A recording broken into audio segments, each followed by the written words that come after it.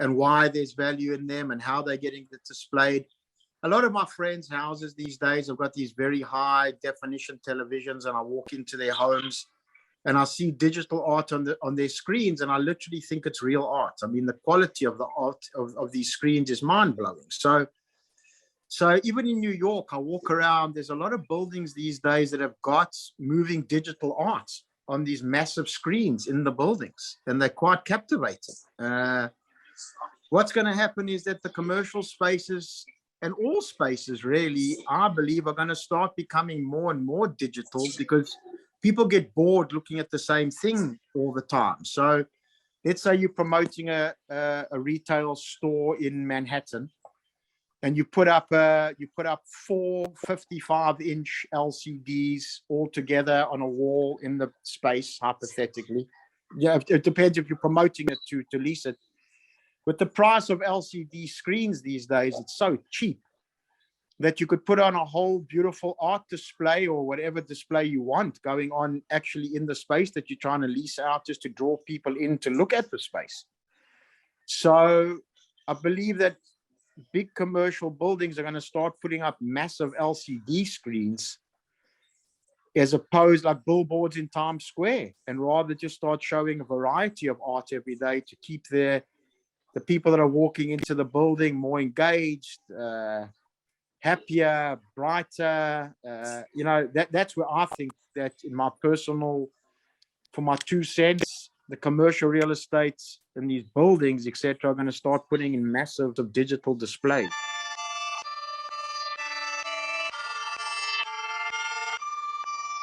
Hey, it's a new world, got to adapt to it. Innovation, information, more than the average. Rushing, please ignore the interruptions, cause this is digital discussions.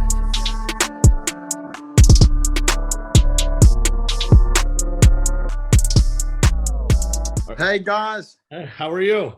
Hey Paul, good to see you, man.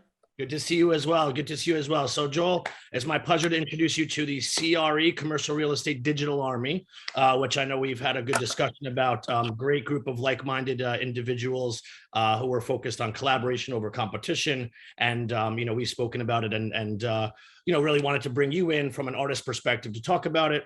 As a digital army, obviously NFTs are something that we're now looking at and trying to understand more of and be at the forefront from our industry side. So we thought it was kind of a logical progression. So thank you so much for taking the time to join us today. Thank you for the video. I had sent it around, and they've all heard me talk more than enough. So I'll let you take it from here. Cool. I hope everybody's doing good. It's so nice to have been invited. Met Paul at that cool Surhant event where I staged that apartment, and such an honor to be invited to speak. And I love collaboration over competition, because the first thing about succeeding in the NFT space is if you're not collaborating with good people and you haven't got the right team, and I really mean this, you virtually got no chance of making it. It definitely takes a village to build somebody in the NFT space. As an in real life artist, I've managed to make it. I've got a nice little business where I sell originals, and I've got good clientele. And that was a hustle. That was hard, man. That took 10, 11 years, but I did it. But without a lot of help in the NFTs, with a team that understands technology, etc., I'm going to have a tough time building a sustainable NFT business. But I thank God have got good people around me.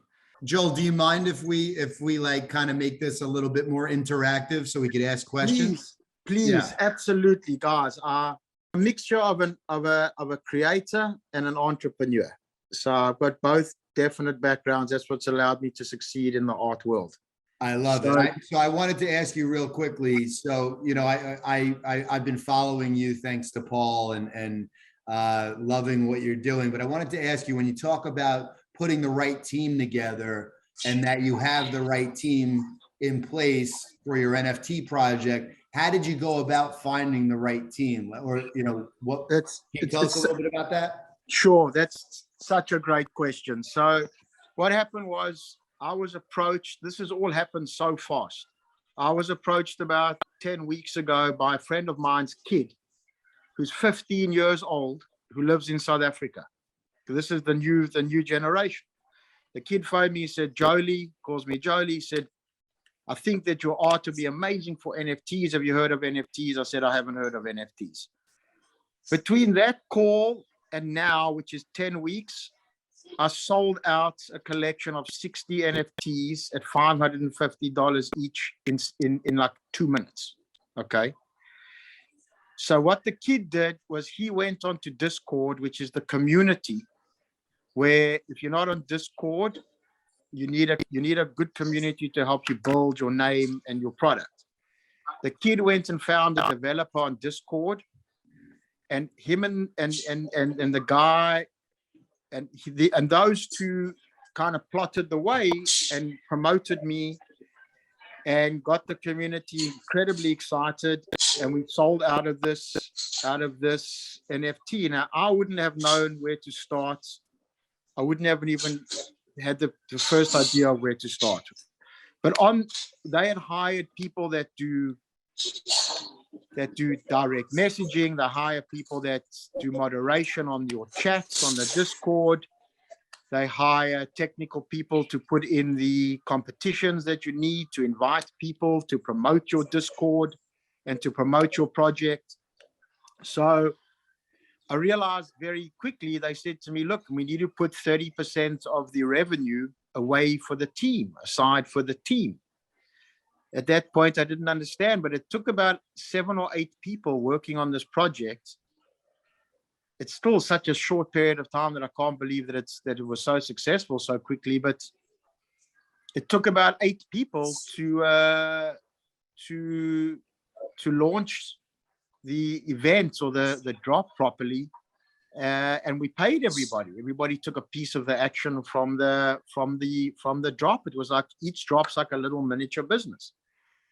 So I've had to go through a very quick learning curve. For my next project, I'm putting together a more sustainable team, because these guys have got a lot of different projects going on, and I'm hiring people, mainly foreigners. It's all remote that are going to be doing promotions and what's called shilling and team development and community building. And it's a little bit of a hit and miss finding the right people. You need good creative people in your team. You need technical people on your team. You need business-minded people. You need legal-minded people. This NFT space particularly requires a lot of brain power and a lot of wonderful imagination from a lot of different people. And so together you can actually have a very good business. Yeah. So Joel, so everybody on this meeting here has kind of a different level of experience when it comes to NFTs. And we're all really like in the learning mode and learning process about it, and we're kind of innovative when it comes to the commercial real estate space, and NFTs and crypto and real estate are starting to collide too. Everybody's thinking about art and artists and musicians and so on and so forth. And I know that, 2 gentlemen in particular that I see on the screen, Doug Jerem and Kyle and Sarah, are getting heavy into the NFT space too, and everything that you're talking. Kyle has a Discord, that we're all on, and we've been learning a lot through Discord as well. I just wanted to see if anybody else has any other questions for Joel before he gets into, more on his story. I'm a person who actually went to school to be an art teacher, so I understand sort of the creative process, and I guess my question is around display. Like, if we're dealing with commercial real estate clients, like, can NFTs be displayed? Is it something that just sort of lives in the cloud or on your phone? No, maybe I'm doing nicely in the NFT space, because it actually all does make sense to me, and why there's value in them and how they're getting it displayed.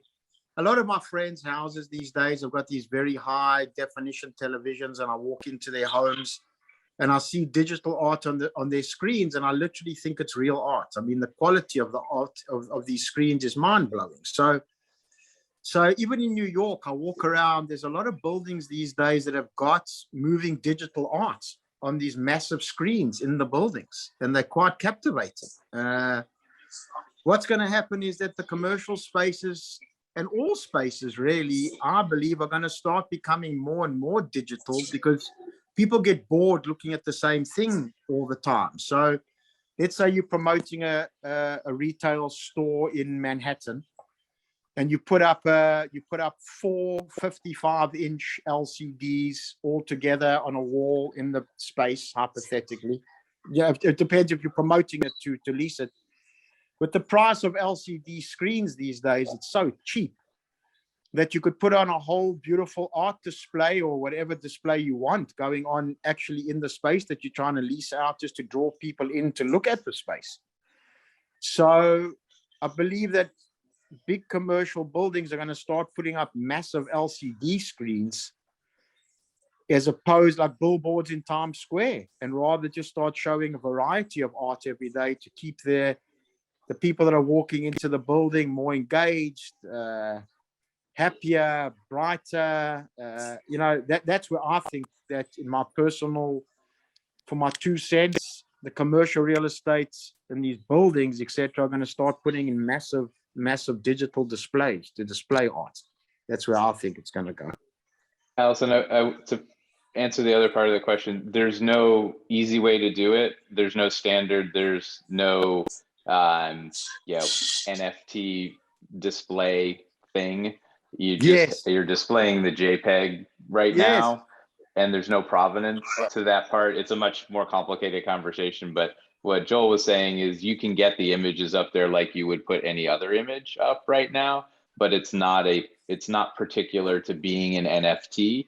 And again, there's a lot to that statement. So yeah. There's so much legal stuff. If you guys look at the Pink Panther behind me, I collaborated with another company. We did a drop about 3 weeks ago. We used my Pink Panther, which is an original painting, and a painting that he had done. We put them together and we sold it on OpenSea in 1 minute, sold for $1,500. With that, OpenSea sent a message to say that they're canceling the sale because the Pink Panther is copyrighted. And I learned a very, very, very valuable lesson there. And then I lost $1,500 in 1 sec. I made $1,500 in a second and I lost it because you can't play around with the digital rights at all. I didn't realize that I couldn't use, in the real life, I'm allowed to sell the Pink Panther, but not on OpenSea. So wait a minute. So what happened to that $1,500? So I had to refund the customer immediately. So I got a message from OpenSea to say, that this has been flagged for copyrights. And this was all in a second. So their algorithms pick up any image that looks like it could be copyrighted. So it's going to become extremely strict. Even like, I think things like using just symbols like the American flag, all different things. The whole legal aspect of NFTs is going to become, the copyright laws are going to become a big thing these days. So I got a message within a minute of the Ethereum going into my wallet to say the sale's been flagged. There's a copyright problem. I then reached out to the customer. You're allowed to talk to the customer then. And I said, I'm very sorry, we never knew. I sell the originals in real life, and I refunded him back to his wallet immediately. And he was very happy, and I sent him a little gift of mine. But you have to be very, very careful. I'm launching a product now, a little crab called Confucius Crab, but I had to do a big investigation on whether I could use the word Confucius in my marketing, because all of a sudden I'll have people saying that Confucius is a word that originated in Asia and I have no rights to use it. But there are too many products that use the word Confucius for me to have a problem, but it's becoming a big thing.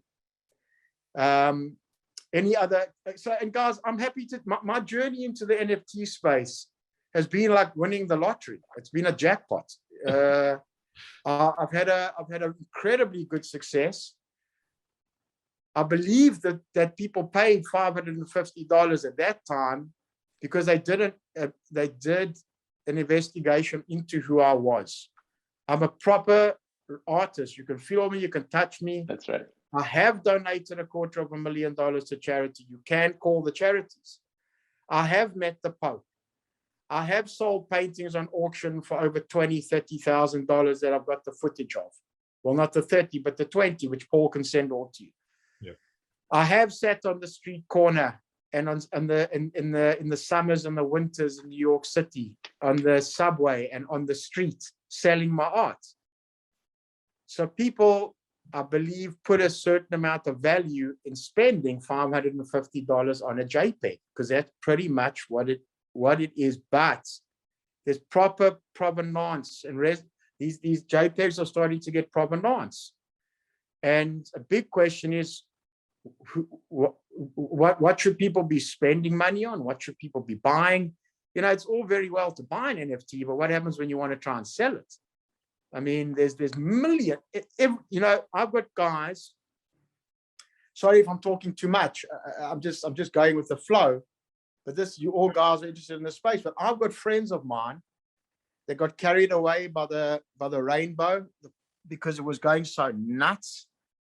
They've all done these 10,000 generative random projects that they've all canceled in the last 2 weeks. They put them on hold. They're dead scared.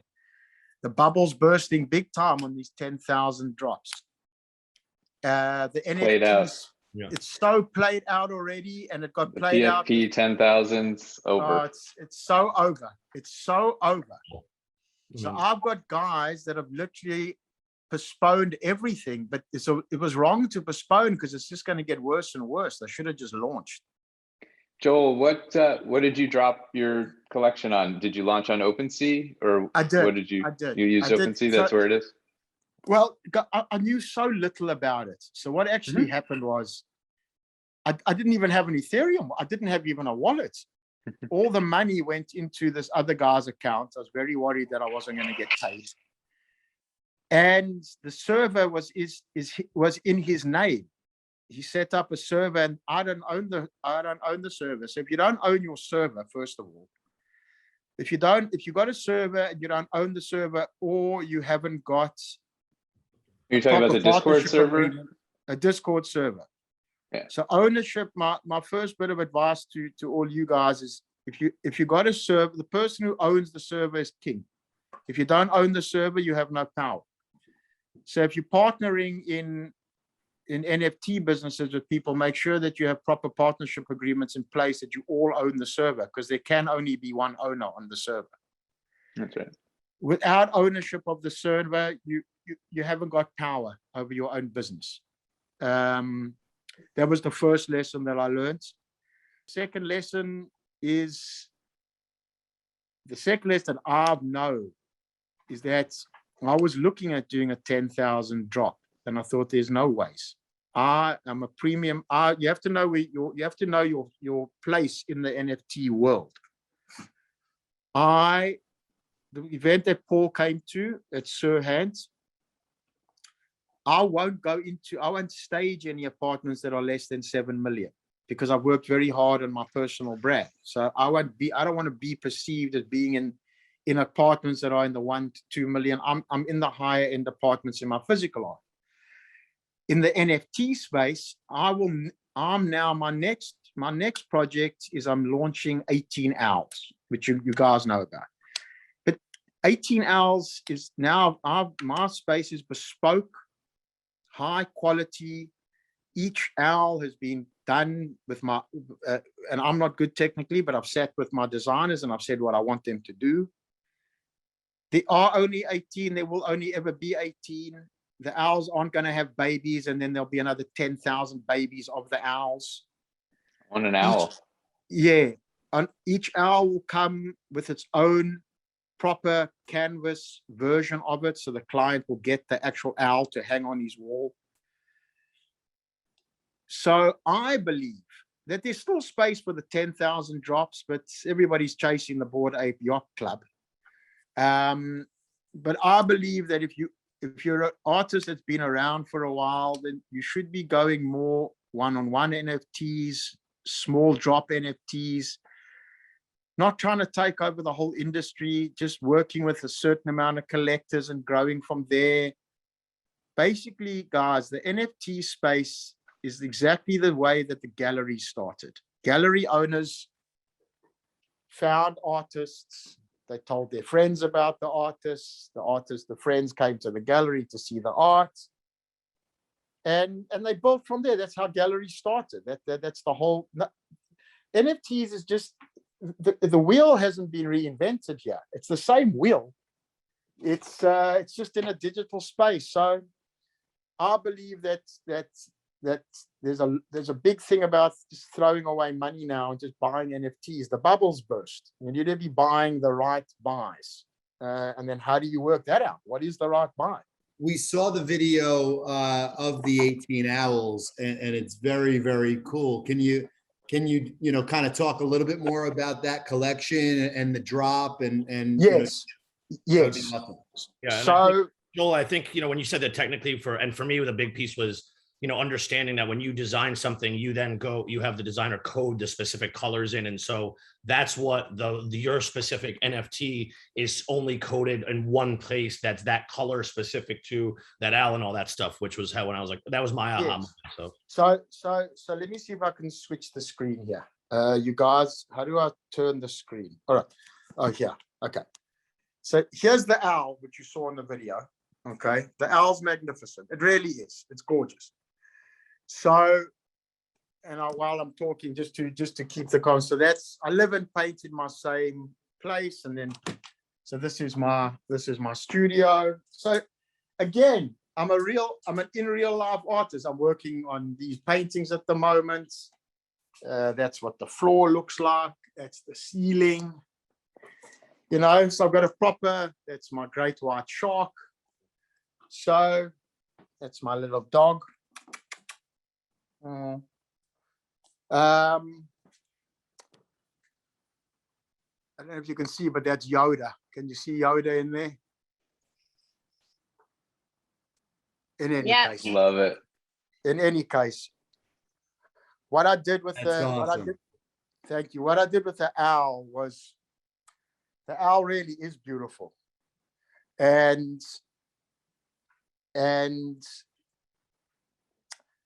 the initial discussion that I was having with people was, let's do 500 owls. Let's drop the owls. Let's hit the wheel while it's burning hot. I said, look, I don't want to do 500 owls. It's not who I am. I just want to do a swim. And so I settled on 18, which was a good number for me. I had a very successful run on my first drop. I wasn't expecting it. So my attitude towards the next drop is that to people that buy, I launched at 0.2 Ethereum, which at the time was $550. Now 0.2 Ethereum is almost double. I've made nearly as much money as I made from the lion that I've made on the conversion of the currency. I mean, it's crazy. It's like, I just want Ethereum in my wallet just because it's going up so much. Like, how do I get Ethereum in my wallet?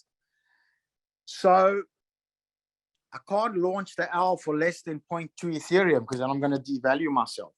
But 0.2 Ethereum now is, let's call it $1,000. So again, I'm going back to the people that originally bought the lions to say, guys, this is the owl, and I've got people that are become very interested in my career, and all my people that have bought my originals are starting to take note and phone and say to me, are you doing NFTs? What's the NFTs? So I'm going to do the 18 owls. I believe it will hopefully be a sellout. And each person is going to get an 18 by 24 printed. This is the way that I want to give value to people that believe in my NFT work. It was easy with the in real life art because I get the painting. That's it. They take the painting's gone now. Just on that note, when I sell originals now, I have to do a small contract to say that the people either have the rights to the NFT or not to the NFT. I had a very very successful art show a few weeks ago.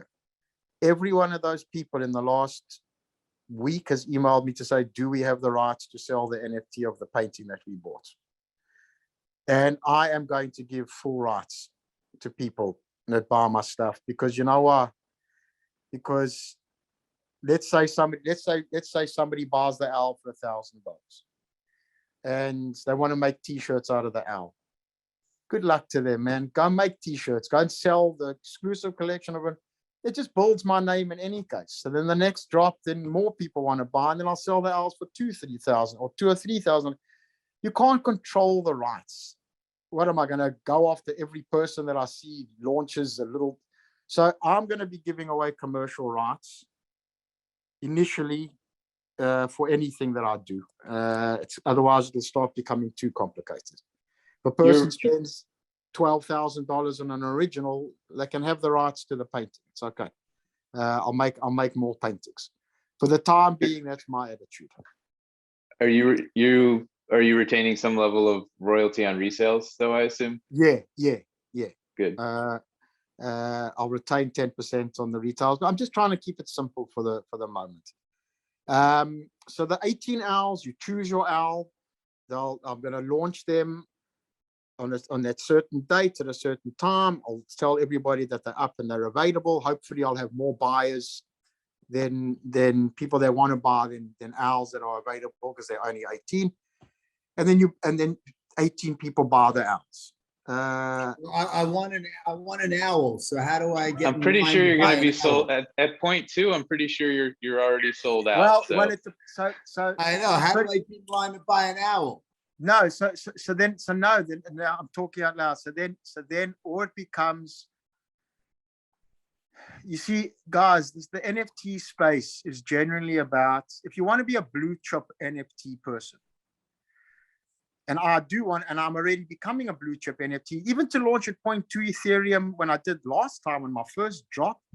You got to remember that the Bored Ape Yacht Club was only selling for 150 when they launched, or like 180. I started on high, man. And I sold 6 of them. So I might just say to people, I might keep it private. I might just keep it private and say, guys, I'm putting it up. Here are the pre-designs, who likes what, and sell them private, and sell them so that I have another sellout, and that people just say, like you guys, let's say you guys decide out of the 18, 6 of you want to buy. Then I'd say, all right, well, let's do it that way. And I'll sell the whole 18 and make an announcement that I've now sold my next drop before I even went to market. And then I'm building incredible value, because then you got 2 sold out drops. So maybe I will do it that way. And I don't want to rip anybody off either.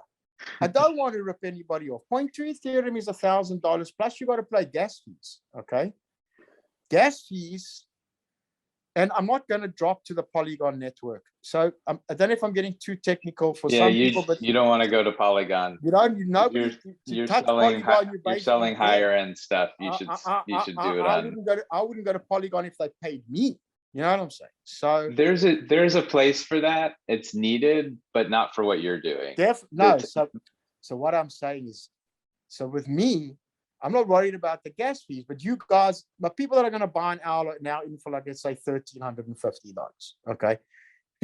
For me, you're getting the digital token, you're getting a proper piece, 18 by 24. That's going to be hand embellished by me as well. I'm actually going to put paint on it and varnish it. It's going to be magnificent. And one of you is going to have the chance to win this original. Now, I just did an art show. I did the best art show ever. I could sell this original, really, I mean it, without blinking, for 10,000. And if I hold on, maybe 20, 22. I'm giving away this original to show to people that I want you to enjoy my art and get proper value. But then my next drop becomes more valuable because people believe in who they're buying from. And that's what I believe the NFT space needs to be. You know, you can't just be buying random. It's done. The lid is blown. Random doodles on paper from anybody, you know, like it devalues everything else. Well, it takes away, you know, what you've been doing. You're a real artist that, you know, would be doing this whether NFTs existed or didn't exist.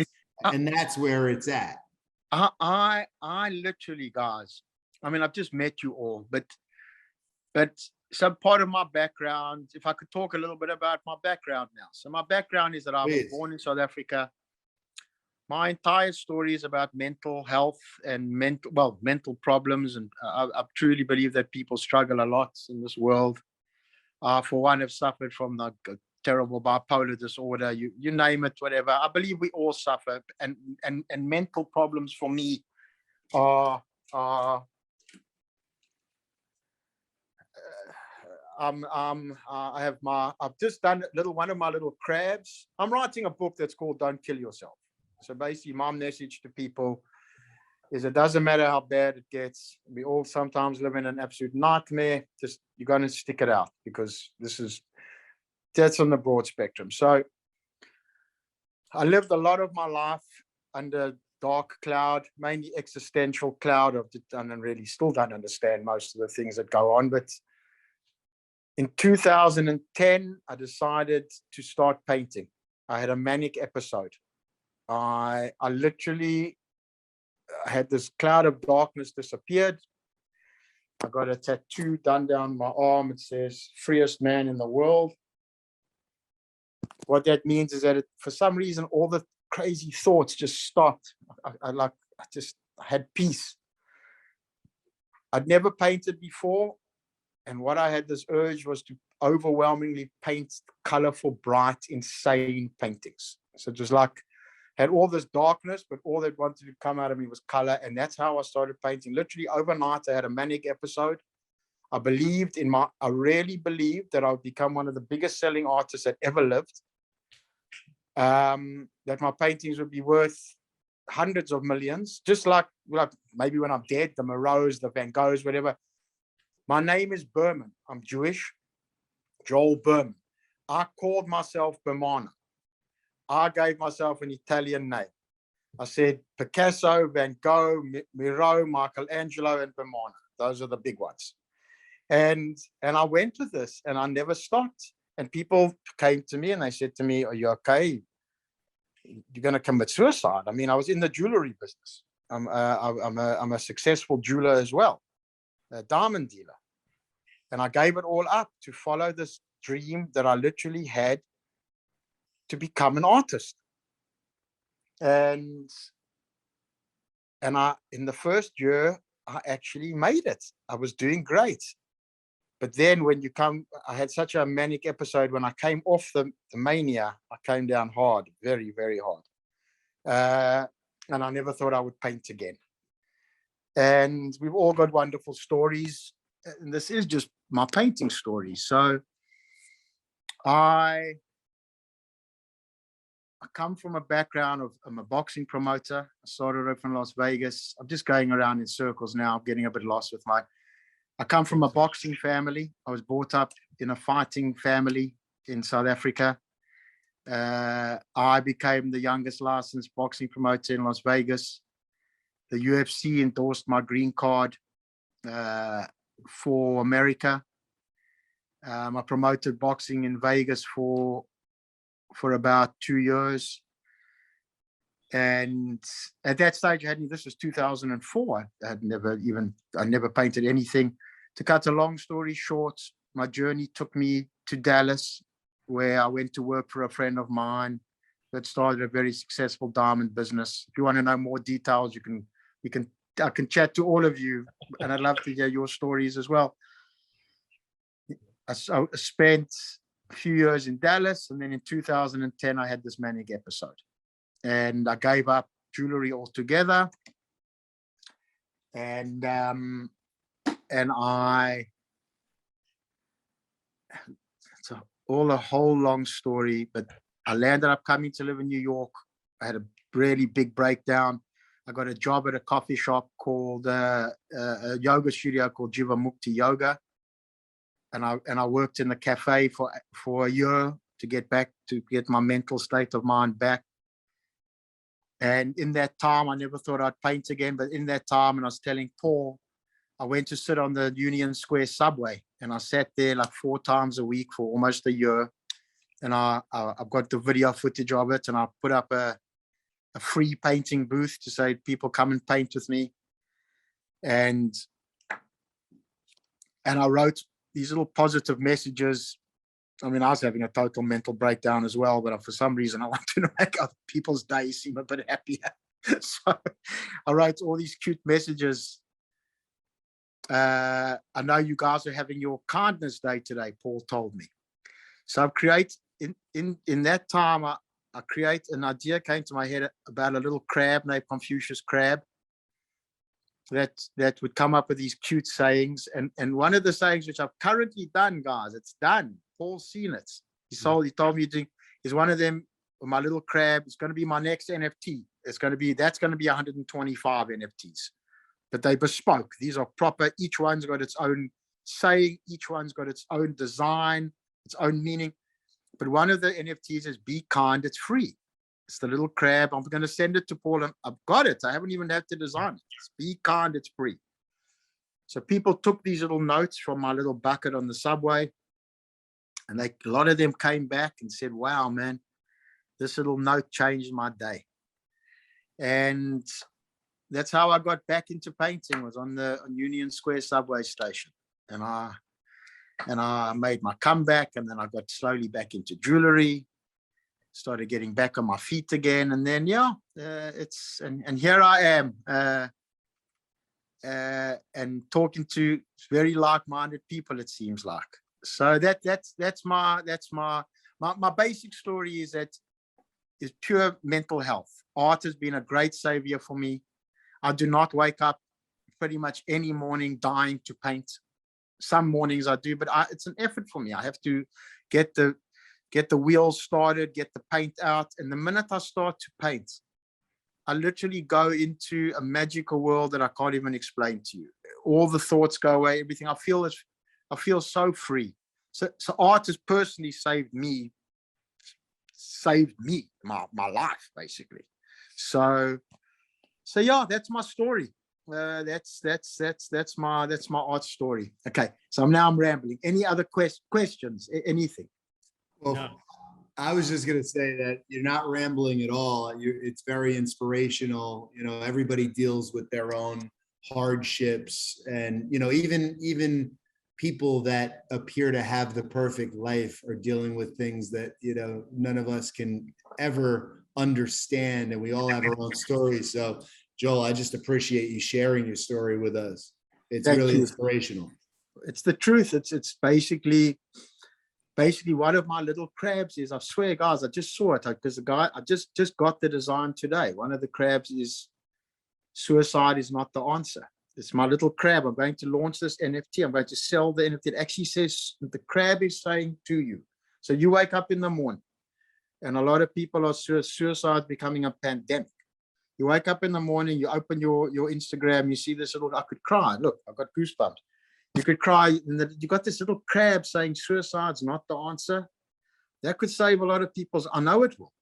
It could take a lot of people off the ledge. So my meaning, finally, maybe with NFTs, truly, I can start getting my philosophy about the world, about my NFTs are going to give me a chance, if I can manage to garner a good following and good people and a proper, like my Discord. I don't even know what I'm doing with my Discord. It's I'm playing around. Nobody does. No one Discord does. is chaos. But it's not about So what? So listen to me, guys.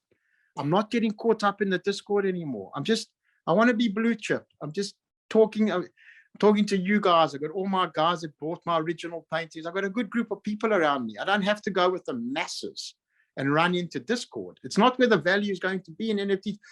I'm confident in saying that, looking at my art career, some of my NFTs could be selling for $300,000 in 5 years. I don't know. I mean, that's how mad the NFT space is. And my art career hasn't even gone there. I don't sell real paintings for that amount of money. But I don't want to be in the masses. It's not good for my mentality. I want to be bespoke and blue chip. So maybe Discord's causing me a lot of, I'm getting too involved in all the shit. In any case, the suicide crab that I just saw today is my message to the world. Don't kill yourself. That's my message. If you can avoid it, don't do it. That's my true message to the world. No, I appreciate it. So can you, I think, and then there's also, I know, because I know a lot of people in this group are, have a lot of links with various charities and whatnot. And can you kind of, I guess, just talk a little bit about, your charity, how this is into that world? Because I think it's. Yes. Thank you, Paul. So what happened was in 2010, when I had this reprieve from this darkness that I walked around in, I was so grateful that I had seen a bit of light, that I said, I will donate a lot. If I could have another chance at life and had to be happy, and I could make a living out of doing this art stuff, then I will donate a lot of money back to all these different charities that I think are great. So what happened was, it was my philosophy from the very first day. The day one was that anything I ever did, I donate to charity. So it's been a big driving force of mine, because there'd be some months where I felt very low as well. I haven't felt like painting, and I had to paint for a charity. So it got me back into painting because I committed a painting to them. So I make every project about giving back. Of all my personal sales, I give immediately 10% back in cash to different charities that I support. But I truly have, in auction value and in cash, given about $250,000 back to different organizations from my art career so far. It's been a driving force behind everything that I do, is to share, to help somebody else. It really has. That's why I was so grateful that I got the second chance. In the beginning, I was actually giving a little bit too much, and I realized that I had to learn an important lesson, that you have to feed yourself as well. It's like that same philosophy: put your oxygen mask on first, because otherwise you can't save anybody. So I was actually doing too much. I was living in Dallas, in the rural, on McKinney Avenue in Dallas. If any of you are familiar with Dallas, I was living in Dallas with no running water or shower. It's a crazy story. Basically, I was like living like a hobo in the middle of an upmarket area in Dallas, because I didn't feel like I needed any material possessions. So I give back. I want to give back a hell of a lot more. I'm doing there's a charity called Operation Smile, which does cleft palate operations. I did a wonderful event with them in New York 2 years ago, and I'm actually designing an NFT for them now, even as we speak, to do a soft launch in January, and then a big event, and I will be the sole exclusive NFT artist for them, for their big, and I believe we could raise an absolute fortune of money for Operation Smile, because I'm going to paint a smiley face. But there is a place for the randomly generated stuff now, because I want to sell for charity. This is now for charity, guys. Operation Smile has got hundreds of thousands of donors. For the charity, we could sell NFTs at $50 an NFT and do 5,000 of them. But for that, I would need to use the current technology. So we go and raise a few $1 million for Operation Smile, promoting to their donors. So there's a very big charity angle for NFTs. Yep. With a blue chip artist, and I really mean this, I'm not just saying this, you could say to the consumers, listen, we're selling the NFTs for X amount of money. The artist is making nothing. It's all for charity. There's a good chance that your NFT actually becomes something, but your $200 or your $300 is your ticket. And we're giving all the money away, and it's become a very good way to raise money for charities if you're selling the right artists. And it's not about only selling me. I've got many artists that I want to bring other artists in under the Bermano banner and start promoting them like a gallery would. People that have sat on the streets of New York, that are I like street artists a lot. People that have paid their dues, man. And then you start filtering them into a beautiful community that does not involve discord necessarily. People have got become too wrapped up in the hype of all of this. So yes, charities is a big thing. I don't do anything without building in a benefactor in something that I do. Now we're getting to it. So I think, in terms of the consortium and how, how the we are not, it's not a new wheel. It's the same wheel, just in a different kind of space. I think that's where I think a lot of people in this group are going to kind of want to, where we're going to be able to help, I think, or synergies and whatnot in terms of being part of that wheel and in the physical space and bringing it to our group of people where it's okay in terms of, lawyer and legal and all of that. Yeah. So there's certainly going to be, I think, a transferable where in terms of galleries where we're going to, there's going to be people holding galleries and kind of those servers and stuff like that. So where in terms of the commercial kind of application now, where I'm going to be kind of taking taking over some marketing for one of our properties. So I'm going to be, the idea is we're going to bring in art, Joel's physical art into the windows to bring eyes to the space because it's new and it's kind of, to do that. And then also with it's going to be an NFT component where we're going to do a similar event and in the space and bring in food and whatnot. Similar to what he did at Sirhan House, where, Sirhan House at their property, where it's going to be an open house, but for one of our commercial property, and sell NFTs and bring in that, and then hopefully figure out whether it be drop events, but there is still the physical aspect of it in Joel's work, of where there's real art and real collectors and people can come to an event and still understand the digital aspect of it, but also want to see art and meet the artist and do all that. That's where I think where we can all I think kind of figure out where this all fits in for all of us, I believe. And that's where kind of I'm going with it. So if there's anyone, anyone on the group, more questions for Joel, or how you guys think, the NFT space and commercial real estate specifically, what those synergies will be, I'd be happy to listen, because I think we're all figuring this out.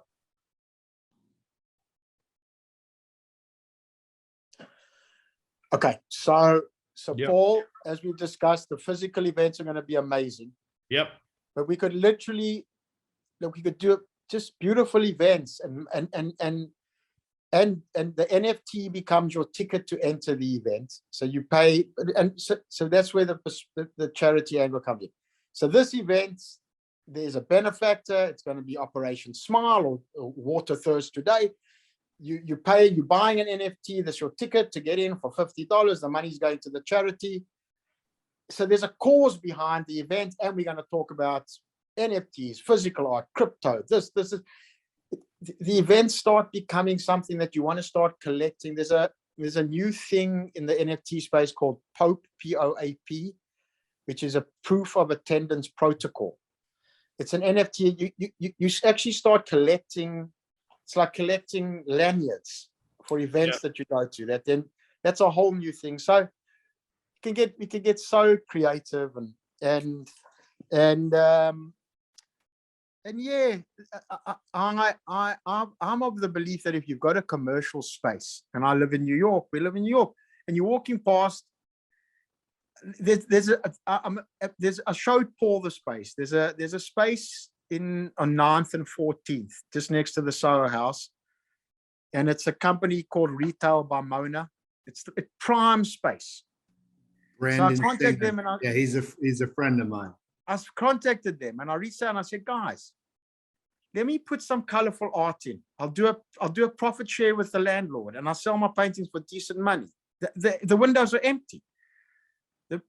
We'll make them so beautiful that people will actually start looking at the building in a different light. So you'll have a painting, then you'll have Retail by Mona, then you'll have and the guy came back to me. I'm sorry, I can't remember his name. He's a friend. He was very nice. But he said, no, it's more complicated. The landlord this and the landlord that. And then I reached out to him again, and he said, I think they're going into contract. But that window space actually looks like a gallery. Yeah. They could do so much with that space. The landlord could be actually earning some kind of money while they're trying to rent this thing out. And I use that. And so one window could be an NFT screen. The next window could be a physical painting. The next window says Retail by Mona. The whole thing, people need eye candy. So then somebody's walking past, is walking into the Soho House or one of those expensive things, you know what, that could be a very nice thing for my brand. I like the way they've displayed this building. I can see potential here.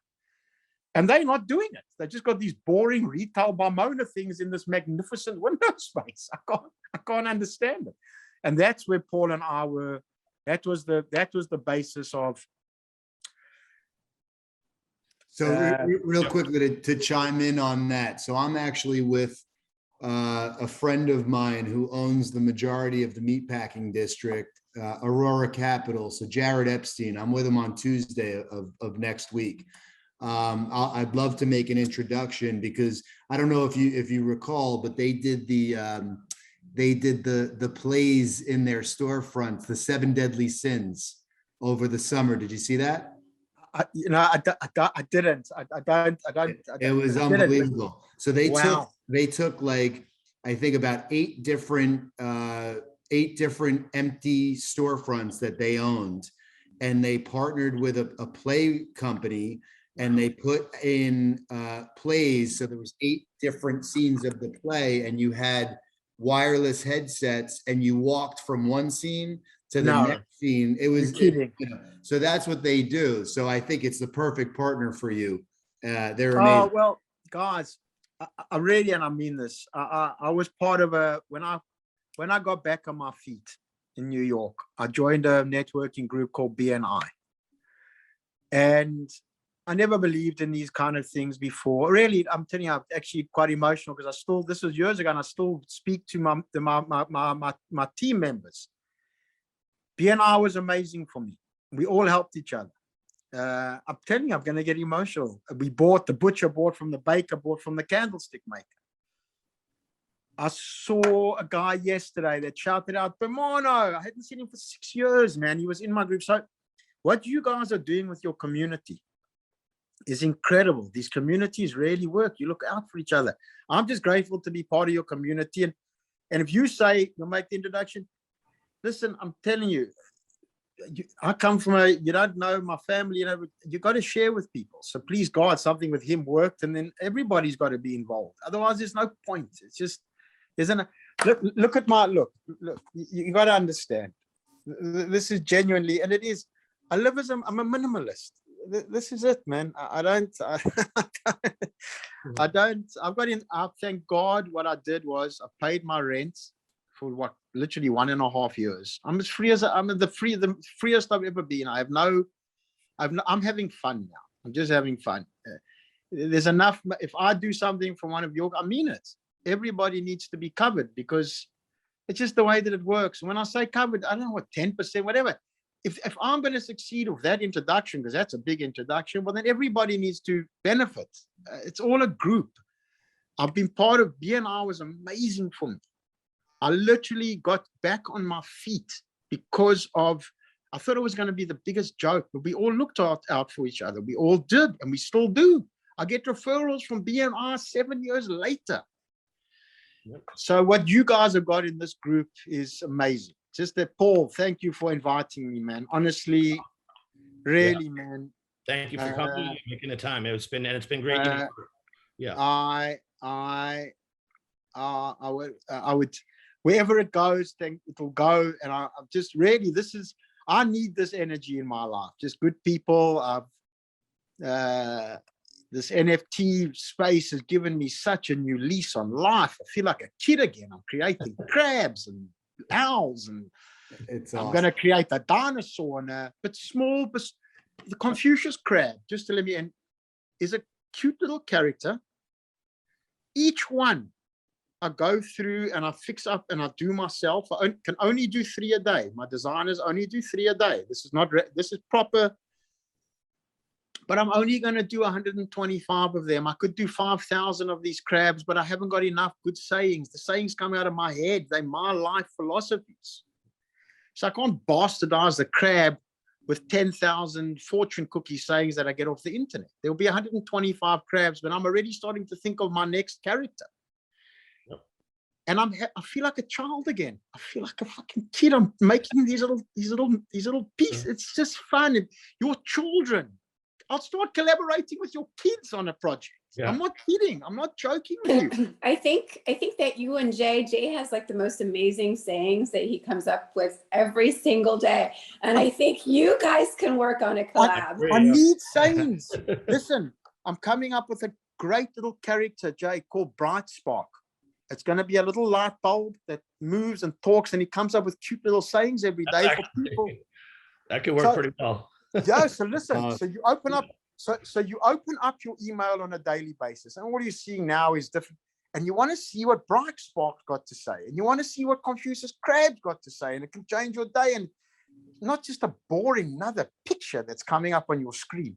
Yep. And I think that's the way to go. And you don't sell millions, you sell hundreds, and you create proper value that the people that are collecting them are actually buying something real that can be worth a lot of money one day for their families. People are buying and investing. This is not it's a new investment category. That's what it is.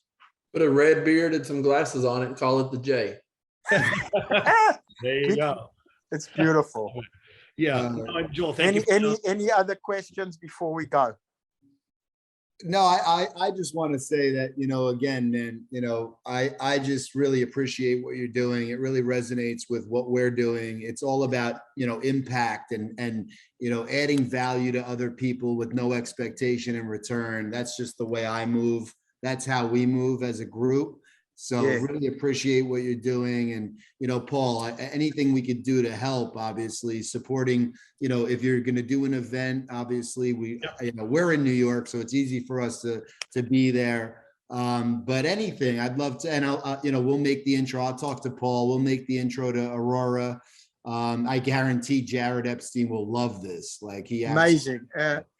Well, guys, so I can only talk from my perspective. Even with my BNI friends, everybody did share so beautifully and wonderfully, and we still do, and we do.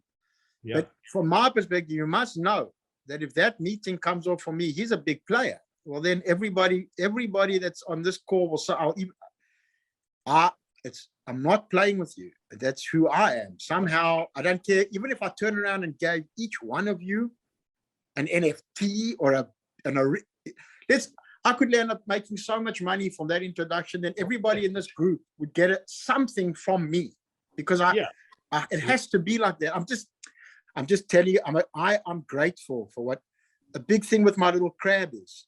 Gratitude is a superpower. That's one of the sayings. If you can be grateful and know that people are doing you turns, just stop and just say thanks and try and do something. So what I'm saying to you is that introduction doesn't go over my head. I'm appreciative. Everybody wins, right? Everybody wins. Yes, everybody wins. So, thank you. Thank you, Joel. I invite you all, and I mean this, to come to my studio and paint. You can bring your kids if you want to. Your kids will go nuts here. Bring your wife, bring your girlfriend, bring your boyfriend, bring whoever the hell you want. But you want to come for a hell of a nice experience. You can come, be free. You saw the room looked a little crazy. Well, I cleaned it up because I couldn't even walk in it. Come and enjoy the studio. You have an open invitation to come paint here. Really appreciate that, Joel. Thank you so much. And I'll follow up with Paul, and we'll reach out on everything we discussed. Okay, perfect. So, Joel, thank you so much for your time. Thanks, Paul. Thank you, man. All right. Okay, take care, guys. Everybody. Thank you so much. Great. Because this is digital discussions.